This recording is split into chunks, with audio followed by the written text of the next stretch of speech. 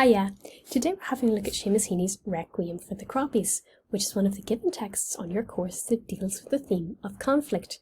And to start us off here in the middle, inside our white box, you'll see that we have the text of the poem itself. Then around the outside, we have notes on the poem. Now I've already broken down these notes into some subheadings that might be familiar to you, but we'll have a look at them together. To the left, we have the context of the poem. Above, we have the form and structure of the poem. To the right, we have the themes of the poem. Then below, we have the language used within the poem. And the reason I said these may already be familiar to you is because these are all things we need to be keeping in mind when we're analysing a poem, either to write about it at length or to compare it to another poem. But something else we need to keep in mind is that these subheadings don't just exist in isolation, right? For example, the context of what a poet experienced in their life may inform what themes they explore in their work or how they present those themes. And keeping that in mind, today we're going to be looking at the context of the poem and the language used within the poem. We'll be identifying some of the forms and devices of language used, and we'll be thinking about why they may be used, what impact they have on us as readers. So, starting with the historical context of the poem, it's really important here because this is a poem about a real battle that was really fought. That is, the Battle of Vinegar Hill, fought as part of the 1798 Irish Rebellion. And by naming Vinegar Hill, by naming the battle in the poem itself, Heaney is placing great importance on this exact moment in time, right? He doesn't mean this to be about any battle, it's about this exact battle, rather. And more to the point, it's about the men who fought in this battle, the men who lost their lives. So, the Irish rebels lost this battle, the English won. And we can tell from the title exactly what happened. But how can we do that? Well, we need to look at our context. So here we can find that Croppies refers to the rebels who had their hair cut or cropped short in order to show defiance. So by finding Requiem for the Croppies, we can tell that this poem is dedicated to them, dedicated to those rebels. But we still don't know why or what happened to them. Now, to find that out, we need to look again at our context. We can look down here and find a requiem is a Catholic mass for the souls of the dead.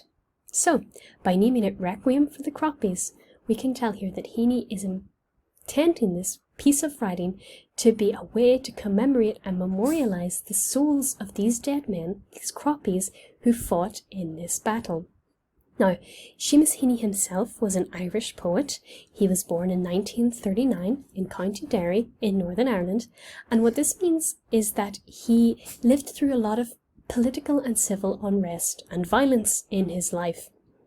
And while this political troubles did appear in his works, he alluded to them often, his focus was instead on the human experience of that, the human experience of those suffering through this violence, forced to partake or perhaps forced to witness or have lost family members during it. So let's have a look at the language he uses within this poem and see can we see any examples of that within. Now, I'll use a different highlighter colour for each form or device we talk about, starting with repetition here in red.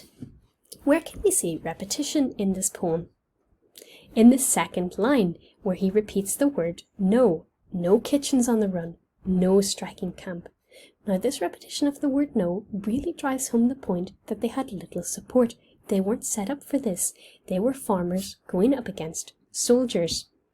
And Heaney emphasizes that lack of, they're not on the same ground, right? So he emphasizes the mercilessness of the English going up against them and not taking into account who they were fighting, just fighting them as though they were soldiers. Now, let's look at another device. We'll see alliteration in this green color. Where can we see alliteration? Yes, we can see it here in this line. Terraced thousands died, shaking scythes at the cannon. So what alliteration does is emphasize something. It emphasizes an idea, but it also emphasizes a sound.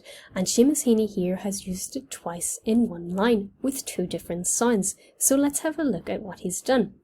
Terraced thousands died, shaking scythes at cannon.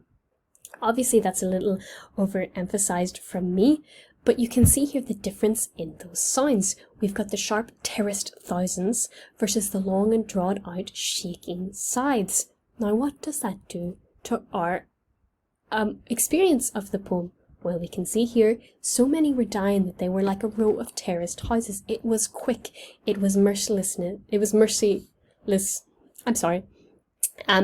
You were here and you were gone. They were cutting people down. Terraced thousands, that quick sound.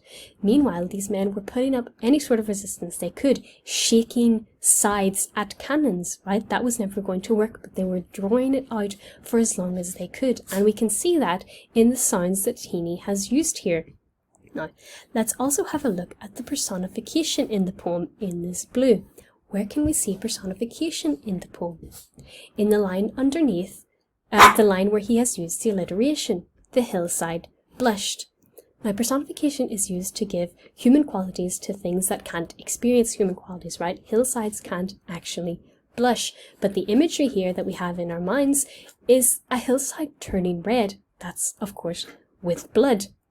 But what it also brings up is, why do we blush? Well, usually we're embarrassed.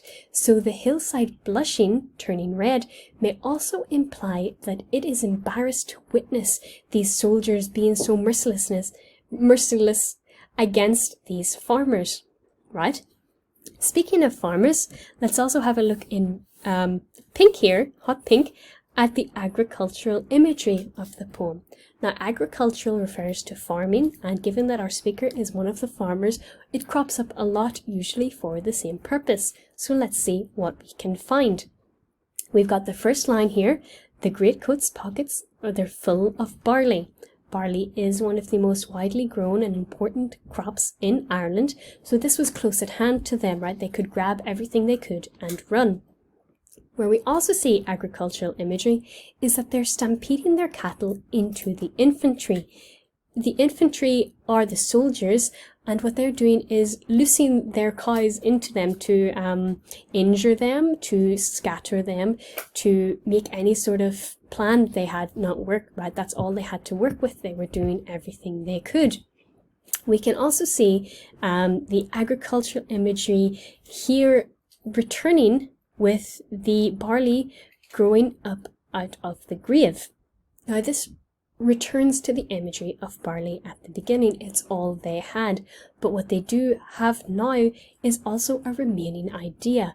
Heaney here is ending it with hope that this resistance will keep going the same way barley keeps growing every spring, the same way barley has covered most of Ireland. This resistance hopefully will gain foot and grow too. Now, the last bit of agricultural imagery we've already talked about, these scythes against the cannon. They were fighting with all they had. They didn't have weapons, they just had farming equipment, but they did everything they could with it. And we'll end here with the religious imagery. Where can we find religious imagery? Well, we've already found some in the title with the word Requiem.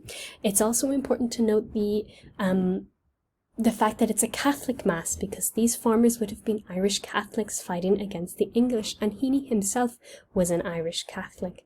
We also see that here in the final conclave. Now, a conclave is where the bishops get together in order to vote a new pope.